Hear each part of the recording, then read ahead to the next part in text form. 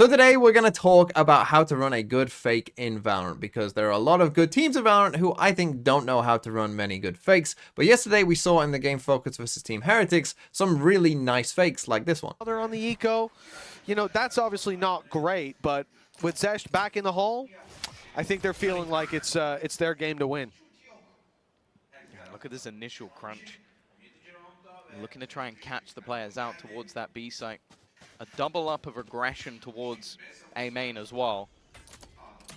Miniboo waiting for any sort of contact. They are completely negating any form of mid control other than the passive peek that's coming through. But again, this is a much more patient hold from the side of Fokus. They're expecting some aggression. A good start from Rians. The Zesh curse in full effect, as they have lost that early man, and he's going to get ever closer to his ult. And that's the thing. There's a couple that aren't far away, especially that dimensional drift for Miniboo. A single kill could do the trick.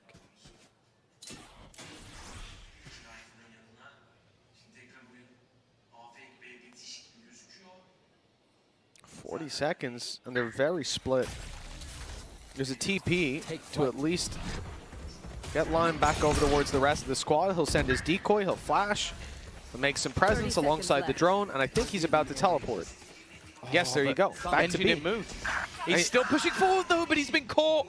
If he waited just a second longer, he might have had himself that little bit extra, but... So let's get into this round, but just before we do, the first thing I want to touch on is their team comp, because there are good team comps for running fakes and there are bad team comps for running fakes. And if you have a bad fake running team comp, don't run fakes. Like, it's as simple as that, or don't run many of them at the very least. And for me, the main thing of what comes into whether a comp is good or not for running fakes is, do your agents have range, right? What I mean by range, and the best example I could probably give you quickly, is Astra versus Brimstone.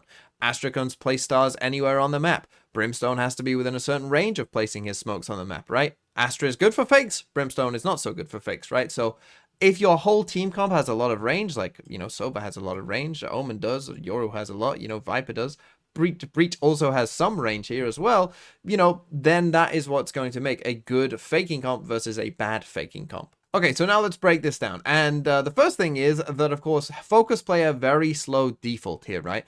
And anytime you are running fakes or want to run a lot of fakes, you are going to play a lot of slower defaults. And the reason is because you're going to need control of multiple areas of the map, right? We're going to need the part of the map where we're going to fake. So in this instance, for Fokus in this round, it's going to be a fake on A, right? We're going to need control of A main to run that A fake, but we're also going to need control of B main here to then actually end up on the B site, right? So you're going to need multiple parts of the map. So you're going to probably be playing pretty slow just in general to get that control, you know, of those different areas, right? So that's what we see here. And they're against an eco here as well. That's probably, you know, a part of it, why they are so deep, you know, potentially waiting for any aggression here and whatnot. And you see that eventually they're going to lose this first kill. Our Breach here is going to die to a really nice shot from this Sova here, right? Like a really nice shot from downtown there.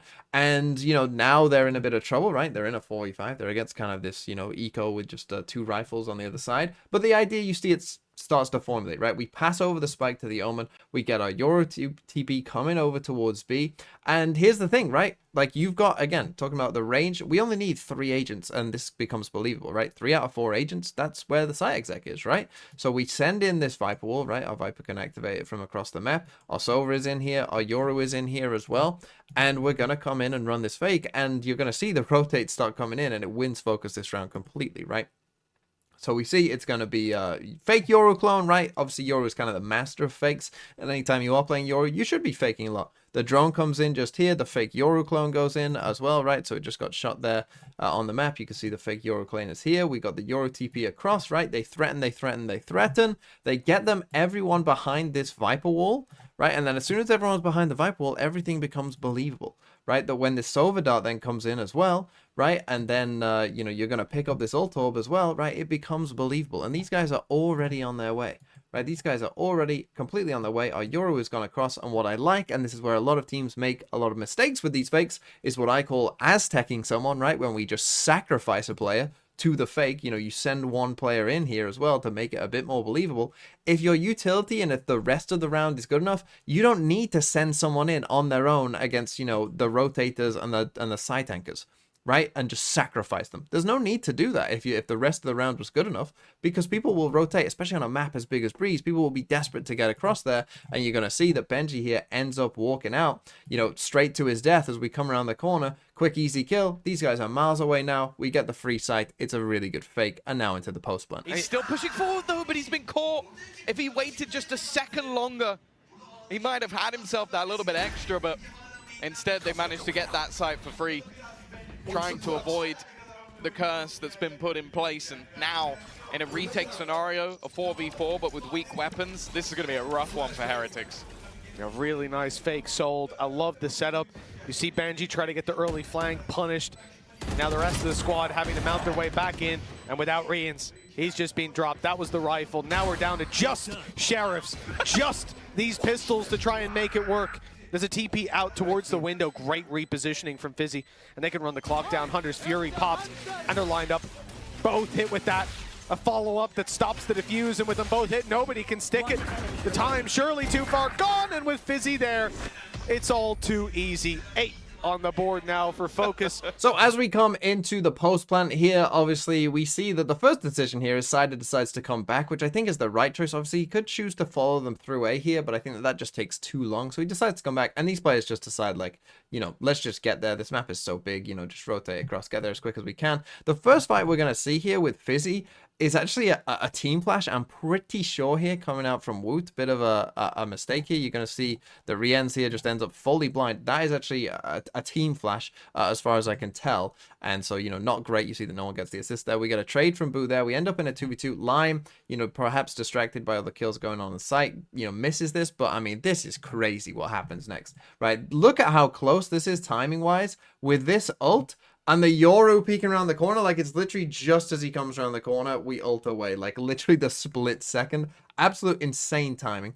And now, obviously, as we see, you know, we get this overall. We managed to find these kills in the end. It's a great Omen ult. I mean, insane Omen ult, really, you know, as you're alone on the side there. And coming back here into the window, great reposition. And, you know, obviously, they pay it off here with Fizzy finding those final kills, but the timing is absolutely insane. Okay, next round here is actually round 24, game on the line, and they're going to try and run a fake here against a Viper's Pit. A lot sillier than it is because it didn't work in the slightest, and they immediately adjusted.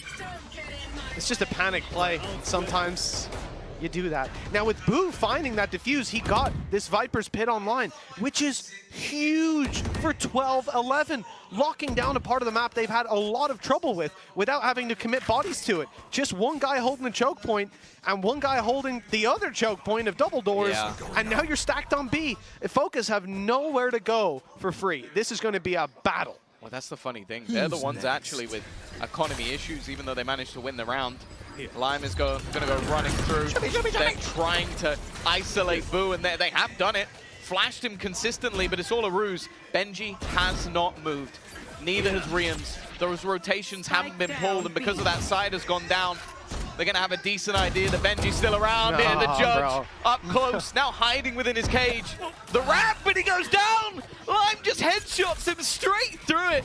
A huge kill that gets... So let's talk about this round then, and as we're going to see, the Viper's Pit is going to come in here, right? We start with 3 players over towards this A site, and Yoru is going to come and get the ult up just over here, and then this Viper's Pit goes down, and this Viper, you know, doesn't see too much, and nothing, like, comes initially, like, right at the Viper, and so Yoru is going to decide to TP here just in a second, and I think if you are Fokus here, and it's in general, anytime you are playing a Viper, is that after a Viper's Pit is settled, and what I mean by that is, you know, when you're putting down the ult, you can get, like, rushed in it, and it can be a problem for this Viper, so you might want a bit of support. But after that's kind of been, you know, that kind of threat is gone, this pit is fully down, it's fully extended, you're inside it, you know, you're happy with where you are, generally you are going to end up with this exact setup or something that's close to it, right, from the side of the defenders, where, you know, our Viper is watching A main, you're going to have one other person watching mid doors, and then the rest, you know, the focus of the 3 players is going to be towards B, right? You can pretty much guarantee that. And so personally for here, if I'm Fokus, I'm kind of thinking, like, we've got a Yoru ult, which is an insane counter to Viper Spits, right? We just have our Yoru stand by that Viper. That actually happens in this round anyway, you know, and you just ping them and you just spam them and you kill them. And you'll often end up with, then there's just one guy left to defend this A site against this Viper. Well, like, good luck, right? Like, and so this can cause a lot of problems, especially when you got a breach to stun as well, so this Viper can't even move about. But you see that they do go for this fake, right? We've got the TP coming across over here. The Yoru starts ulting in. We send the fake footsteps in, right? Our Yoru starts to find this Viper and starts to flush this Viper out, right? Get them outside of the pit, starts flashing. You know, we get the pings of where they are. You know, the breach stun goes in and we start to leave. Now, there are parts of this that I like. And this does force one rotate out. It even actually forces the opposing Yoru ult out from Miniboo, who's just going to sprint across here to, you know, kind of see what's going on in mid and try and get across there as fast as possibly can. We actually, you know, get out of this Yoru ult, which I like. This is selling the fake even more. And so Lime here knows that with this wall up and he's just been his Yoru ult, he should be safe, right? To actually come out of this ult, he, you know, knows where the people are on the site and whatnot. He knows where this Viper is. So actually sticks around for quite a while, which does, you know, bait this Yoru all the way across here over towards A, because obviously you've heard this Yoru ult come out and now he's, you know, actually shooting on the site, so we TP. The problem is, as then we're trying to, you know, come up to B and hoping that they've rotated, by this point Heretics have kind of gone, yeah, we're not moving, right? Until we've seen a good portion of you, we ain't moving a muscle, right? And so that doesn't happen in this round, and we actually lose the first kill. And here's the thing, against Viper's Pit plus Cypher is hard to fake against in general, of course, because he's got so much information, right? And this Viper orb that they were doing, you know, often Benji was putting a cam up here, which can probably, you know, somewhat mitigate that and see over it potentially as well, right? So it probably wasn't as effective as maybe it was in some of their scrims. They come in onto the site and, you know, it doesn't go great for them, right? The dart comes in from Riant as well. Lime is able to get the kill and maybe gets a bit fortunate here as well, you know, that he's able to, you know, find Benji there in his Cypher cage. Unlucky, and now we end up in the post plant. So overall for this one, tough to run a fake, I would say, against this setup in general, right? When you got Cypher on B and you know that's going to be the case, and a Viper's Pit on A, probably tough to run fakes in general, right? And so maybe the better call was just to go for it with the Yoru ult and try and kill this Viper. They end up in an okay situation because they managed to win the fights, but now let's watch the post plant. But the retake's still possible. A 3v3 scenario. Regulation could still close this, but Lime has taken over. He was used as a ruse, a fake sent in on the other side of the map, and now Lewis. he might just win them the round. Your boy Lewis is the best position as well. Boo doesn't stand a chance. He had to rush to the site to help Miniboo. His brother now stands alone in a 1v3, and we're looking like another OT. Looking for the record. Great flash. He's going to run through it. I thought it might catch him off guard, but Alorante seemed... Okay, so looking at this post plant, it's going to be 2 players flooding here from CT. And again, you've got our Viper here. We're already planting on B. You know, our Viper, though, is worried about where this breach is, right? Could backstab, right? Has to take a bit more time. In fact, our breach is actually all the way over towards B already and gets themselves in a very tricky spot. And we're going to see this ends up being a free kill on this Viper. And that's, again, just a benefit of the fake for these post plants is you're going to have probably a player who has a lot of options, right? They can end up in a lot of different positions that it's difficult for this Viper, right? In theory, you know, this breach could stay down here, could follow you back around, could have already come up here as we've seen, like could just go and join the team. There's a lot of options, and this Viper, you know, on this map in particular, you know, just has to sprint across because you don't have time. We find this first kill here, which obviously is a big win. And then, you know, from this point on, as I said, it becomes so tricky. And I just like the way that Fokus plays this in general, right? As I said, Lewis is always going to get pretty much a free kill here, which he does. And then, you know, we just stick together. We play it together. You know, we tell this Yoru basically where we are, right? We even snakebite ourselves, which is just good play. This is just a great snakebite, right? Of basically, yeah, go and tap the spike. And we're going to double swing from both sides. And what are you going to do? And also this breach might come out of tunnel, right? Like, what are you going to do? Right, and so, unlucky, no real chance there for Miniboo in the 1v3, and it was well played by Fokus. And then here we go, round number 26, again, game on the line in overtime. What do? We do something incredible. There's literally one person that got that, Yeah. and he's laughing right now. No, he's on the stage. No. Uli at home. He's watch partying. Okay, he knows. He knows. Well, here we go.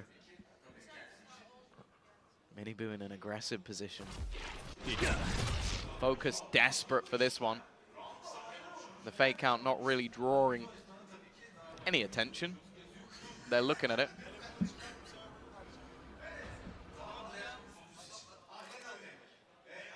Yeah, look.